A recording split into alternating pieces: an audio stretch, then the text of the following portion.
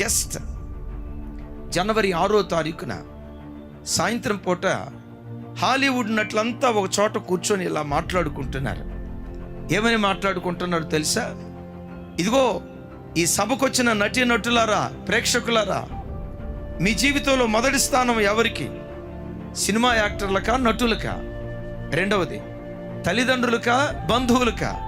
మూడవది దేవునికా? మీ జీవితంలో మొదటి స్థానం ఎవరికి ఇస్తారు? మీ హీరోస్ ఎవరు? సినిమా యాక్టర్లా? రెండవది తల్లిదండ్రులా? మూడవది దేవుడా?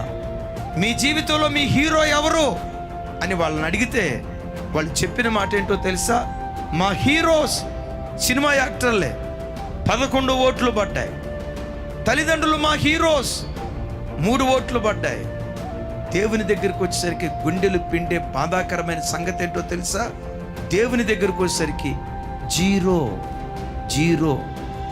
కనీసం ఒక్కళ్ళు కూడా అయ్యా మాకు దేవుడు కావాలి, దేవుడు లేకపోతే మేము ఎలా బ్రతకగలం, మా జీవితంలో దేవునికి మొదటి స్థానం ఇస్తాం, మా బ్రతుకులో దేవుడే మా హీరో అని ఒక్క వ్యక్తి కూడా చేయలేదండి.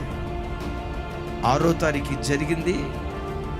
లాస్ ఏంజల్స్లో 7వ తారీఖు దేవుడు మంట పుట్టించాడు.